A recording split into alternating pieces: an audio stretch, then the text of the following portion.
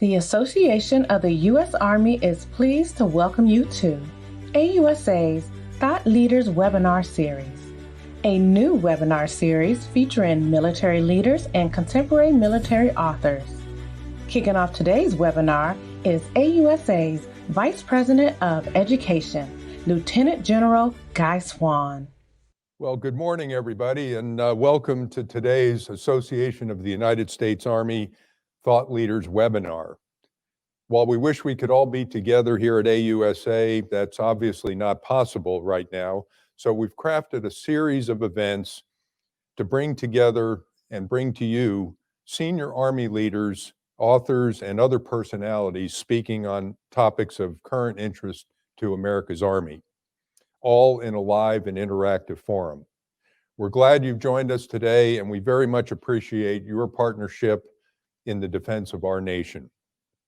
Joining us today to talk about his new book is L. Scott Lingamfelter, author of Desert Redleg, Artillery Warfare in the First Gulf War.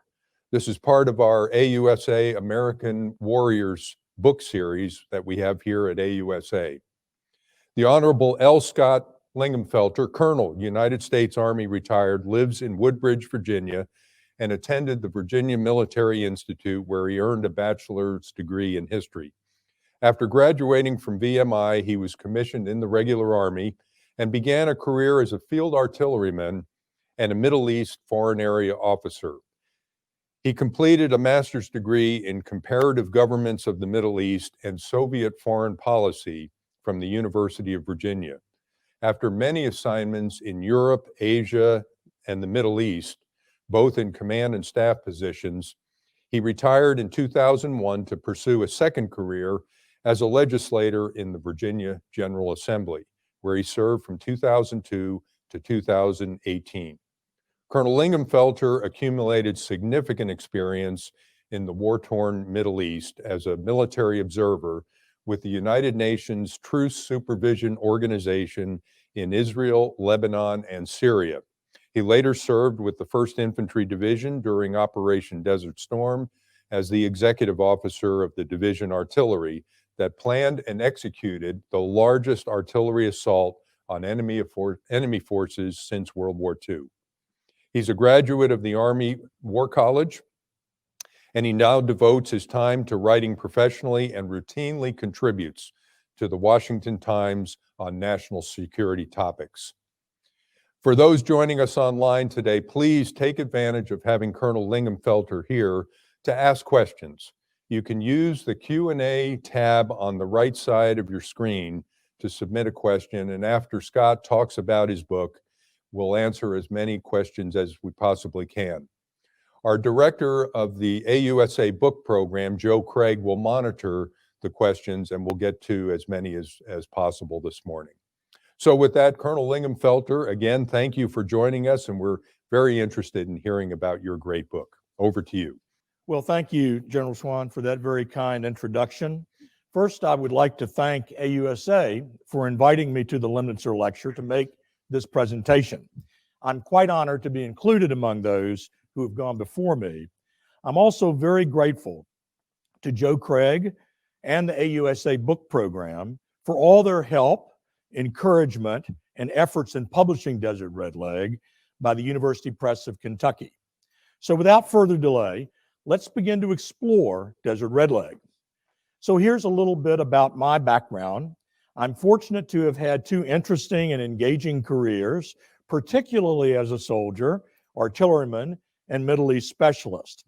However, while being a writer is very rewarding, being a grandfather is better. A little bit about my primary sources. I kept a diary during the war, and my boss, Mike Dotson, did as well. He provided them to me, and I was very glad they lined up nicely. I also had my original battle map, the 1st Infantry Division's operational graphics, copies of operations orders, fire plans, etc., that were very useful in developing my timeline I used to validate events and places and so forth. Most helpful of all were the after-action reports that were developed by my subordinates in the 1st Infantry Devorti, who had been placed under my authority by Colonel Dotson. They wrote great AARs, by the way. So why this book? First, this war was the first major conflict after Vietnam, but has received footnote status in large measure because it unfolded so quickly, it was a decisive win, and didn't have the controversy associated with it that we have seen in other conflicts. Second, this was the right war for the right reason, because it addressed unambiguous aggression. It was also a real test of the doctrine developed to address a Soviet threat, but actually employed against a Soviet-equipped surrogate, Iraq. Third, I wanted to document the role of the artillery in this war because nowhere else had that story been fully told. The role of the artillery has received scant treatment, when in fact it was a decisive contribution during 8 days of raids and firing a huge artillery preparation in support of the breach of enemy defenses by the 1st Infantry Division, the Big Red One. Here are the central characters of my book. All were superb, and I'll have some concluding comments about all of them at the end of the briefing. I have also included their retired ranks here so that you can see that they were quite successful. Here are the major events that the book addresses. As you can see, this was not a slow-moving timeline. It was actually 8 months of high tempo, packed with things that had to happen and then did happen. To give you an orientation of our area of operations, this map reveals the space within which we operated in a very volatile area of the Middle East. This shows the vast movement we would make from the port of Dammam to positions in the desert where we would execute that huge left hook General Norman Schwarzkopf conceived to deceive and destroy Iraqi forces and drive them from Kuwait. No presentation of a conflict would be complete without reference to the mission that the organization had. Here is both the division and the Devorti's respective missions. Simply put, the Big Red One, the top statement, was tasked to open a huge breach for the 7th Corps to attack through, while the division artillery had the mission of supporting that key objective as seen in the lower statement. That would take a huge effort that I share thoroughly in the book. The next series of several slides shows how the war played out according to the phases I used to tell this story. This shows our initial 465-kilometer movement from the port to Tactical Assembly Area Roosevelt. This location was designated to deceive the enemy as to the direction we would take in the attack. This portrays the 160-kilometer initial jump from TAA Roosevelt to our pre-attack positions opposite the Iraqi 26th Infantry Division, where we conducted our artillery raids. We then moved forward into the breach area to conduct our attack on the 24th and the 25th of February, where we fired a huge preparation in support of the division's assault. After the breach, the 1st Infantry Division then attacked 115 kilometers deeper into Iraq to take on the Iraqi Republican Guards situated on Objective Norfolk. We then attacked 80 kilometers into Kuwait to complete the liberation mission, and this was an extremely challenging phase because the terrain was very difficult for us to negotiate. We were then ordered to advance 35 kilometers north to clear Safwan Airfield in Iraq of the remaining Iraqi tank brigade that had established its position there so that we could establish a peace talk site. This was an interesting engagement that Colonel Greg Fontenot addresses in his book about the division and one I also shared from a Devorti perspective. We then traveled 150 kilometers back into Iraq to occupy positions to await Saddam's capitulation or to be prepared to resume hostilities. Finally, we made a 2-day, 150-kilometer movement back into Saudi Arabia. In sum, all of these movements from January to April of 1991 amounted to 1,195 kilometers, quite a march, of which I describe in the book. I won't cover this in any detail now, but I do in the book. But I want you to understand the tremendous contribution that was made by the artillery in support of the Big Red One, and this slide shows it. The roll-up at the bottom says it all.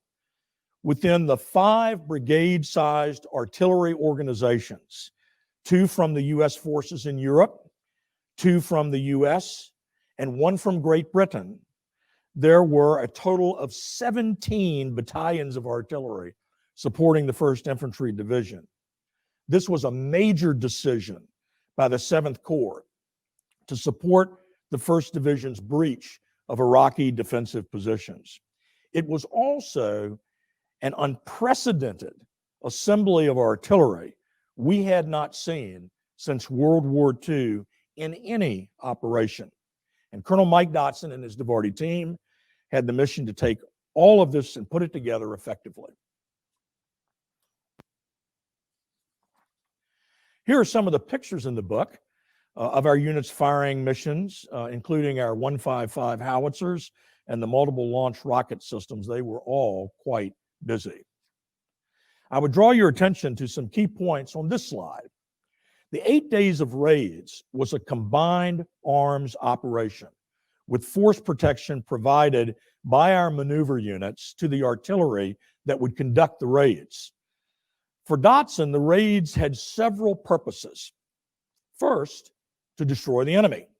Second, to test the enemy's response. Third, to practice counterfire on the enemy if any came about. And fourth, to train our units and headquarters in tactical movement and fire control while giving our soldiers an experience of firing in combat conditions to test our mettle. Dotson gave each one of the headquarters shown here an opportunity to lead these raids, and they could exercise their own command and control in the process. But our primary objective, our primary effort, was directed at destroying the Iraqi ability to use its artillery on us while preparing the way for the 1st Division to open a huge breach so that other 7th Corps divisions could continue the attack deeper into Iraq.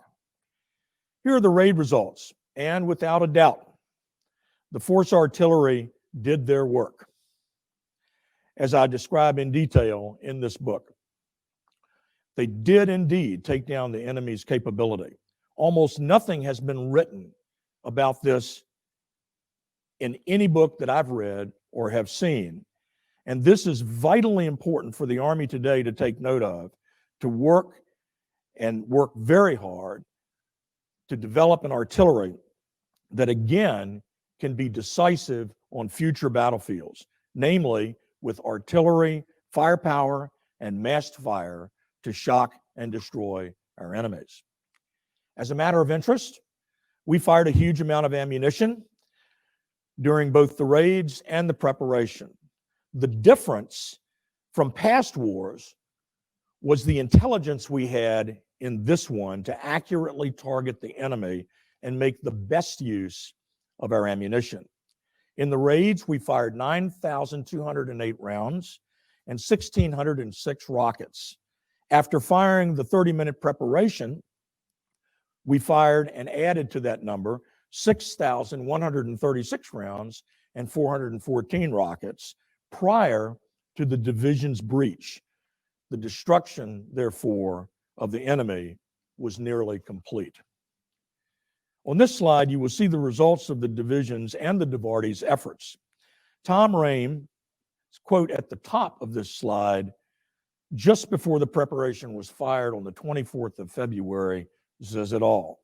And red below is a snapshot of what we accomplished when combined arms and synchronized combat power was brought to bear on the enemy. This is a lesson that today's Army must sustain. Of note, fully 25% of all the 155 rounds fired in the CENTCOM theater were fired by the Division Artillery's 3 direct support battalions. As they say, a picture is worth 1,000 words. Note the POWs at the center picture. Interestingly, our Devorti Tactical Operations Center would wind up processing 400 plus of these POWs in the course of the operation. That was a wild ride. So a ceasefire was called on the morning of the 28th of February, and our Assistant S3, Major Tom Conneran, and I were glad to shed our chemical protective gear on a knoll west of our new position in Kuwait. And no, that is not a helicopter growing out of the top of my head. Here I smoked a fine cigar that my brother-in-law sent me from Richmond. Fortunately, that logistical system worked very well. We had many challenges during this war, but I will highlight just a few here. They range from escaping the port to logistics, ammunition and fuel availability, understanding which artillery units would be supporting the Devorti, positioning those artillery units within the maneuver space, to the sheer size of the artillery force Mike Dotson would have to orchestrate. Chief among those challenges was the control of a huge number, 17 battalions of artillery, that was unprecedented for a Devorti to orchestrate in modern combat. I would highlight the logistics as a major challenge, and the efforts of our chief logistician in the 1st Infantry Division, Colonel Bob Shadley, was superb. Lieutenant General Gus Pagonis, CENTCOM's logistician, got much into the theater, but the infrastructure and system we had was simply insufficient to move these supplies effectively to the field for distribution. Here are some key lessons we learned. The annual Reforger, the Return to Germany exercise, prepared us well to get into the theater of operations in the Middle East, but we were unprepared to deal with the confusion in the port.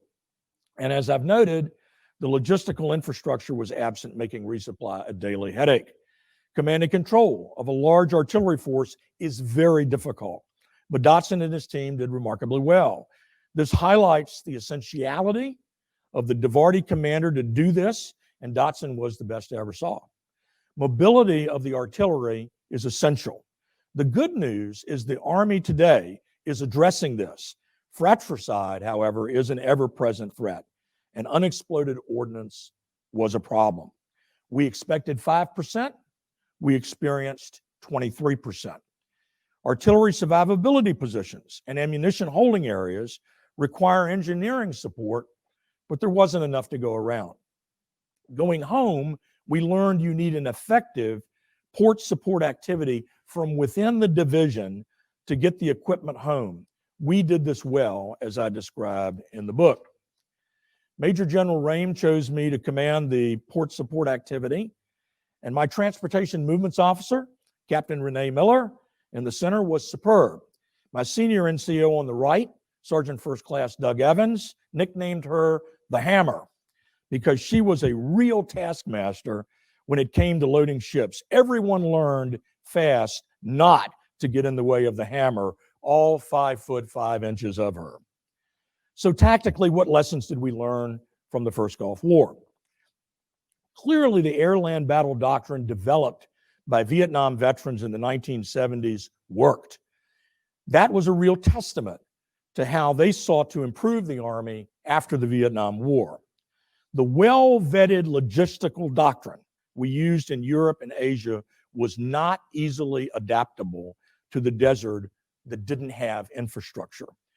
The war highlighted the need for a Devorti as well as a peacetime association with field artillery brigades they might fight with in combat.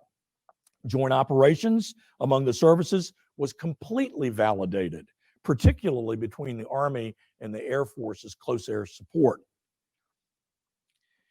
The Army was at a high point in 1990 in terms of training and readiness, and that showed up on the battlefield. But there were holes in deploying and redeploying, but I suspect much of that has been addressed over the past 3 decades. Now, turning to strategic lessons. President Bush's assembly of a 35-nation coalition was brilliant, and he kept it together, even as Israel was tempted to get involved when attacked by Iraqi Scud missiles. He provided great flexibility to commanders on the ground to get the job done and allowed them to do sound planning with permissive rules of engagement and excellent operational security. The U.S. dominance in military power was a huge message to the world. We must never lose that capability or posture, particularly in the eyes of our chief competitors. But those who would engage in aggression that also impact our national interest need to receive that dominant message. Finally, I take a critical look at the geopolitical results and ask several questions here about that. Did we advance the family of nations concept and the New World Order imagined by President Bush? Would we have fought a subsequent war in Iraq had we eliminated Saddam once and for all? Were we agile in adapting the coalition to emerging conditions that may have presented themselves for exploitation? I discuss all of this in the final chapter, but please don't read ahead, no cheating. The bottom line is I do think we missed an opportunity here, but that is an assessment each and every one of us must decide based on the facts. I report, you decide. Finally, some personal thoughts about key players in the book. First, many of us never thought this was a war that we would fight, and it speaks loudly to war planners today that you must be ready for any contingency. Tom Rame was a superb division commander and was always thinking ahead. For him, there truly was no mission too difficult. Mike Dotson was the most competent and professional soldier I ever served with. I doubt this could have been so successful without him. Our S3, Ed Cardenas, was the most unflappable and focused soldier among us. We are dear friends to this day. And my driver, Roger Lee McGarry, PFC, United States Army, was a soldier through and through. He was always there at my side to get things done. The direct support battalion commanders, Harry Emerson, John Gingrich, Lanny Smith, the Devorti staff, NCOs, soldiers of the Devorti were the very best. All of them lived up to the motto of the division: no mission too difficult, no sacrifice too great, duty first. So here's a paid advertisement for a strong field artillery in the Army's future. These are the Redlegs of past. The aphorism I know you've seen many times, but it is true, except for the artillery will actually kill you. Finally, here are the Desert Redlegs that did so much to write this book. I would conclude with this slide. This is a quote from the book's introduction. It should tell you what I think about the Big Red One. Even now, it is too hard for me to read. So thank you very much, and I look forward to your questions. Good morning, Colonel Lingamfelter. Good morning. It's a pleasure to be here with you today. And we're very excited to have Desert Redleg as part of the AUSA book program. And I was just wondering, why do you think that artillery, the king of battle, has been overlooked in other books about the war? Well, I think to a certain extent, it's the nature of this war. It moved very quickly. It was very decisive. There was a good amount of OPSEC around what we did. So, Joe, there wasn't a lot of press on the battlefield, although we did have occasion to have the press, and Mike Dotson always sent them to me to take out to the field, which was my delight. And so we would take them and show them things, but they would report back to a press pool, and the information that was getting out was somewhat limited. But because of the very good OPSEC, there was very little reporting done on the 8 days of artillery raids that preceded the 4 days that we did the ground attack. And so out of that emerges this sort of narrative that this was a war that involved deep strike air force, shock and awe, tanks and Bradleys dashing across the desert floor, and then boom, the war is over. And so to a certain extent, the war, as I said in the briefing, has gotten some footnote treatment. And it didn't have the controversies, quite frankly, associated with prior wars. And the truth be known, I mean, this should not surprise anyone looking in, that the media tends to focus on the stories that tend to be somewhat interesting and sometimes very negative.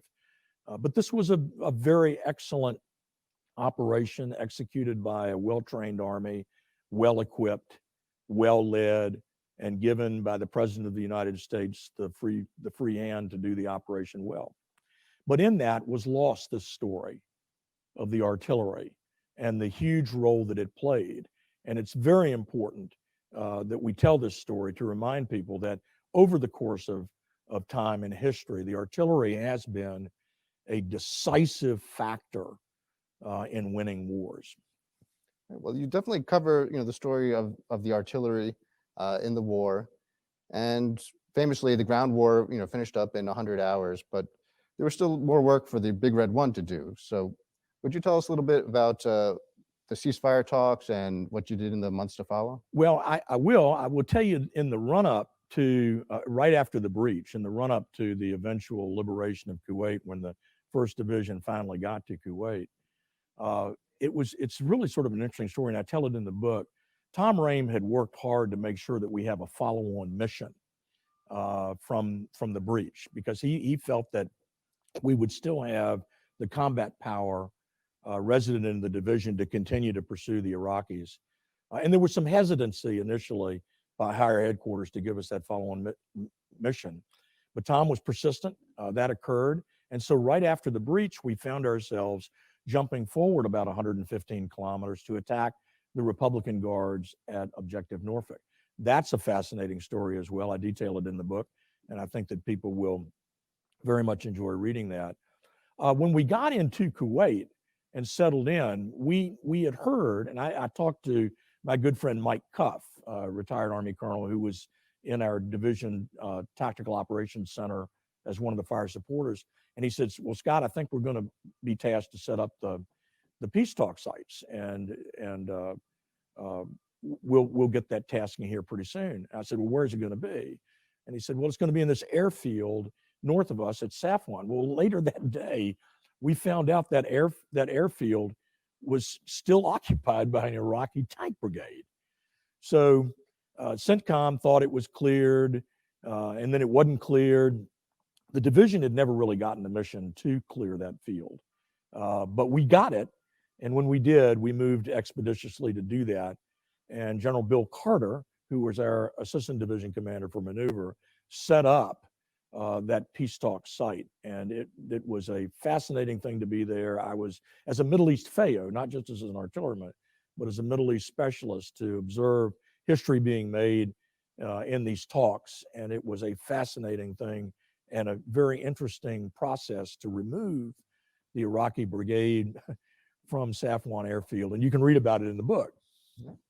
Well, in the book, in Desert Redleg, you tell us the story of artillery's role in the Gulf War. Would you describe its role in conflicts since that time? Well, the artillery has always been a decisive factor, as I said earlier, in victory for maneuver forces. And in particular, from the time that the artillery realized that massing fires would have a tremendous impact on the success of maneuver forces. We saw some of this in World War I, but the massing of fires was really very dominant in World War II. And German soldiers who would opine about U.S. artillery after World War II said it was just devastating. I mean, it was like the steel footprint would fall on them because we were able to mass fires and we were able to do that effectively. Then there's a second factor here that I think is important. And we've seen this since World War II. You know, when I first came in the Army, people would talk, and I learned this at Fort Sill, about fire and maneuver, how you have to synchronize fire and maneuver consistent with a division commander or brigade commander, battalion commander's scheme of maneuver to make sure that the maneuver actually worked. But as I went through my artillery career and observed from my vantage point as, you know, battalion XO and in other positions that I'd held up through the Devorti and battalion command, I came to understand that it's really not so much fire and maneuver as it is fire then maneuver. In other words, maneuver commanders need to use their fires to set the conditions for the exploitation of the enemy by their ground forces. And I think we did that very well in the Gulf War. And so fire, then maneuver, I think is a very, very important concept. And it puts a burden, Joe, on young artillerymen who, and I hope that some are watching or will watch in the future from Fort Sill. The message to young artillerymen is this: you must be technically and tactically sound in your skill as an artilleryman, but you also must know as well as the maneuver fellows you support how they conduct their tactics and their operations. Because you want to be in the position of being able to say to a maneuver commander, sir, I know what you want, and here's what I have to do to help you set the conditions for your success and exploitation. Well, you reference the young artillerymen out in Sill, and they're the ones that are going to be fighting, you know, the fights in the future.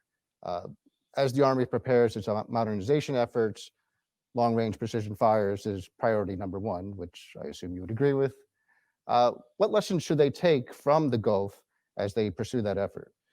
Well, first of all, let me just affirm, I think the Army is absolutely, at least in this area, on the right path by rebluing the artillery in terms of lethality and range. I think there are some very, very important lessons to take out of Desert Shield, Desert Storm, the first Gulf War, from an artillery point of view. And I listed some of them here.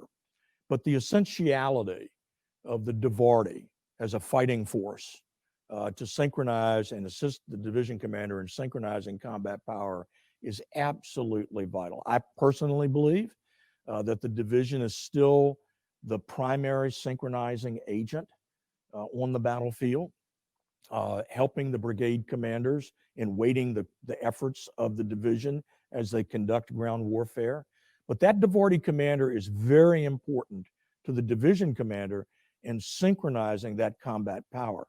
And he has to have the requisite authority and reach in order to do that effectively, using what the artillery calls the standard tactical missions: direct support, reinforcing, general support, reinforcing, and general support. These have worked very well over time. They worked extraordinarily well during the Gulf War, and it was the reason that Mike Dotson was able to put together a scheme of fire support that was in perfect synchronization with what Tom Rain was attempting to do at the division, as well as the brigade commanders that were executing the division commander's scheme of maneuver. And so I think that we learned that synchronizing combat power and using the incredible combat power of the artillery to set the conditions for success is vital. Look, mass fires is not going to go away. There's always going to be somebody, some force in front of that infantry battalion that has to be dealt with. I can think of nothing better than covering him with tons of hot steel. I think it's a good time now to turn to our audience and some of the questions that they have for us and for you. The first one is about Iraqi counterfire. They want to know about, you know, what did intelligence tell us about their capabilities ahead of time, and what did you actually experience in the field?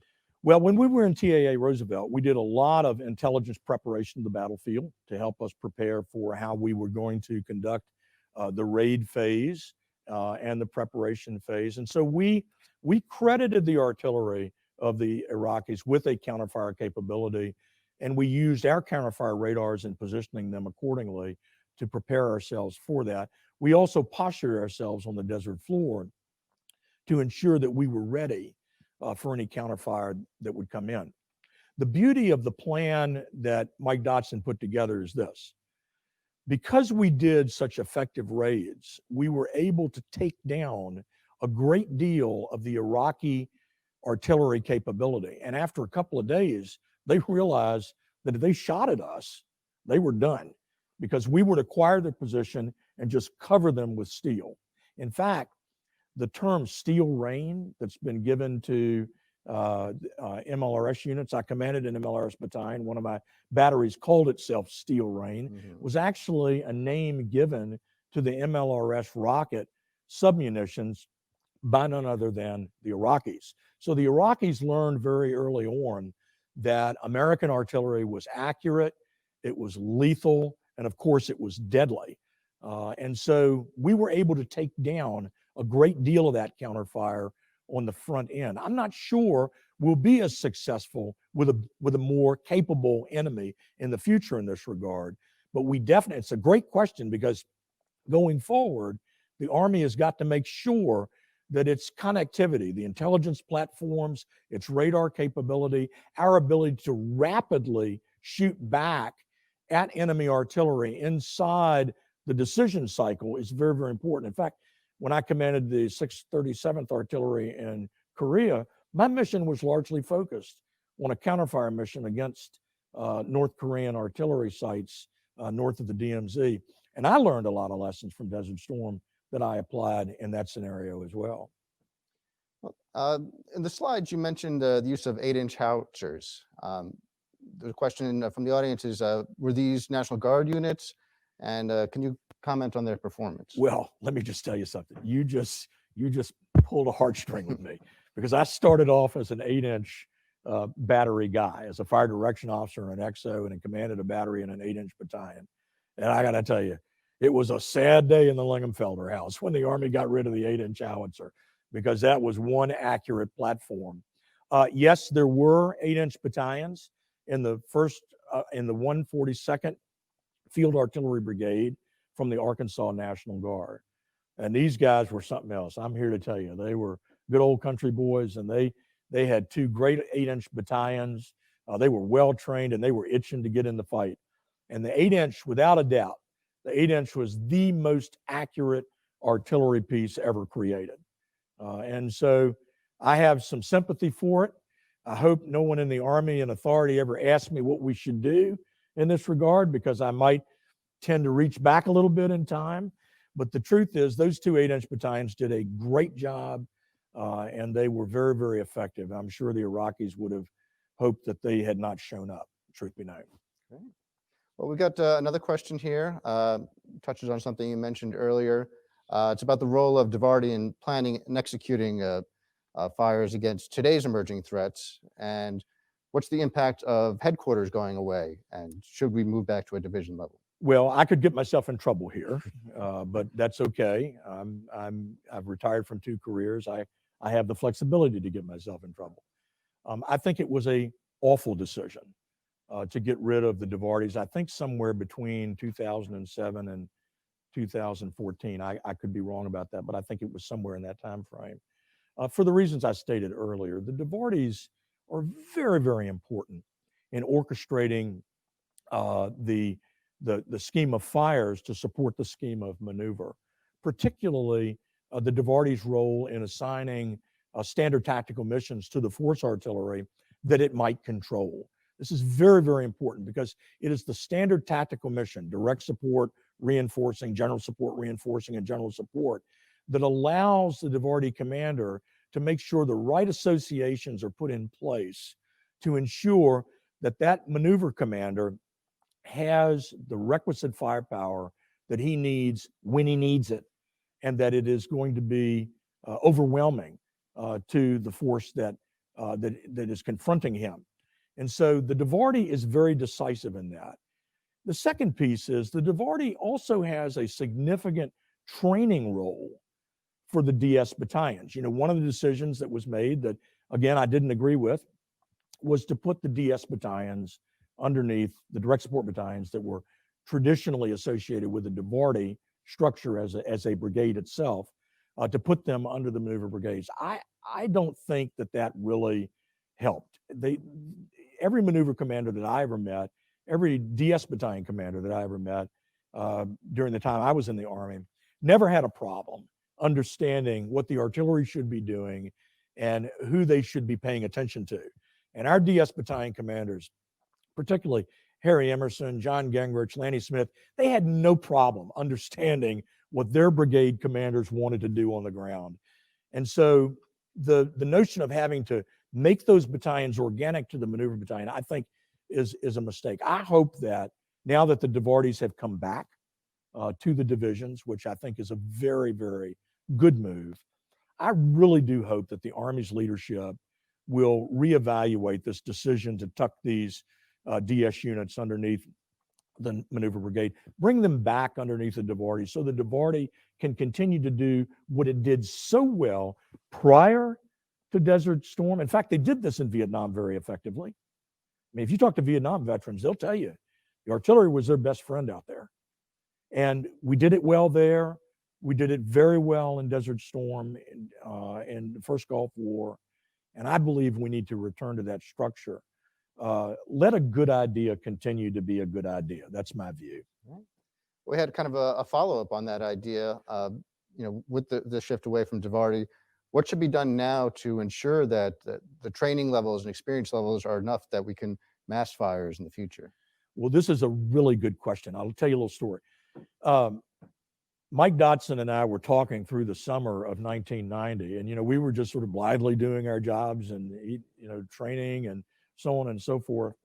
The Devorti was doing its routine training with its brigades because we were doing rotations through the National Training Center, and at Fort Riley, we were doing what we called gauntlets, which were brigade and battalion level exercises that prepared us to perfect the mission sets that we would need to execute well at the NTC and learn from the NTC. And I got to tell you something, the NTC was a tough place to fight.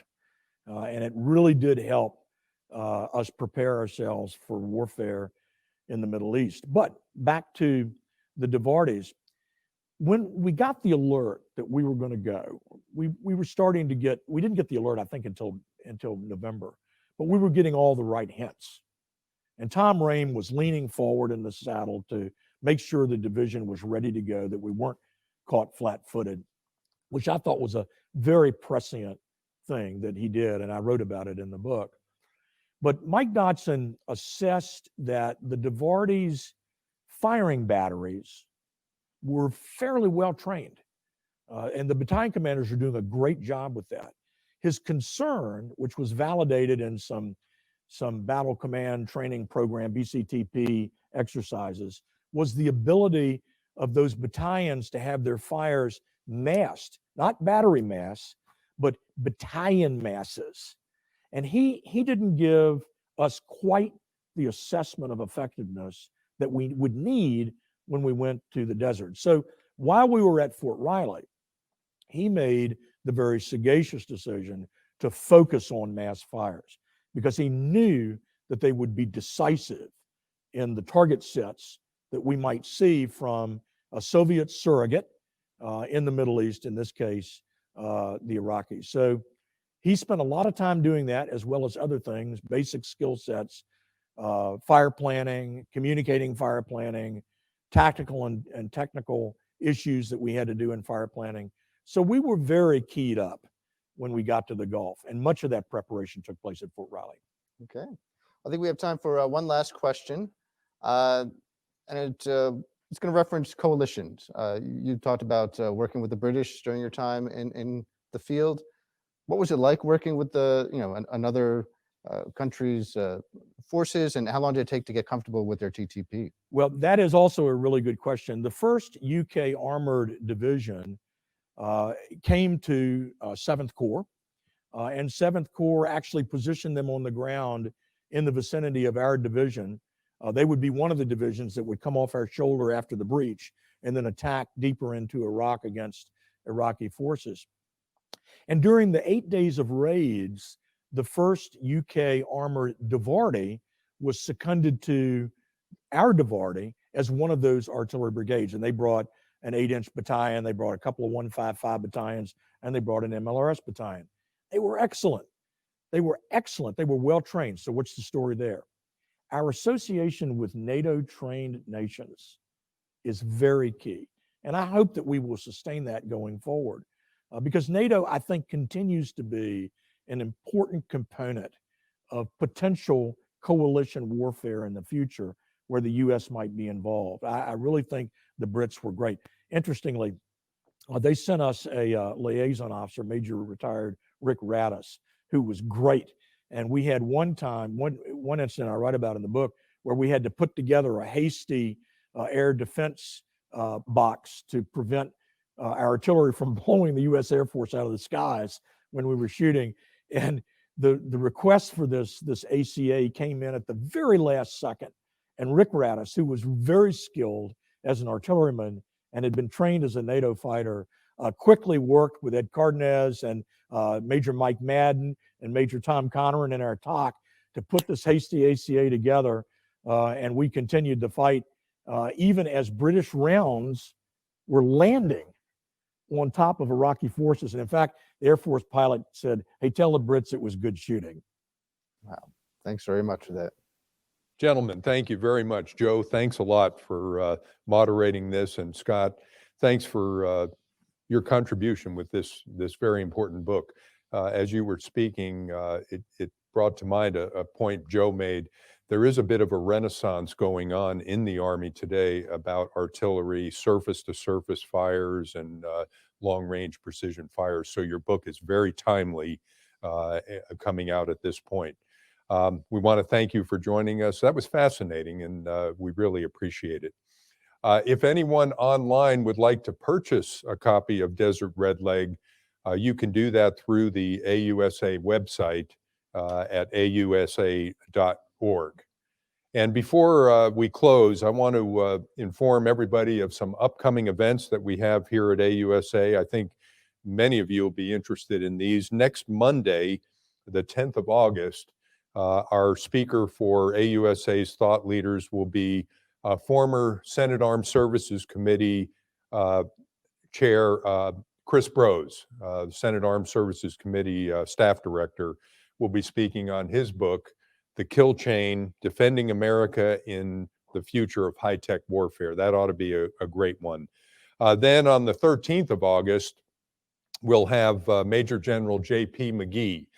General McGee is the chair of the Army Talent Management Task Force. Those of you that are following events in the U.S. Army know there's a lot of work going on in talent management. So General J.P. McGee on the 13th of August. And then on the 31st of August, a real crowd pleaser, always a crowd pleaser, the Sergeant Major of the Army, Michael Grinston, will be with us for the AUSA Noon Report. That's on the 31st of August. You can get more information on all these speakers and all AUSA events by going to the AUSA website at ausa.org. Finally, we want to thank everybody for their membership in AUSA. Frankly, we can't do what we do in support of America's Army without your membership. So for those that are members, thank you for being a member of AUSA, and those who might not yet be a member, please join us again at ausa.org. Thanks for a great event, and thank you for tuning in.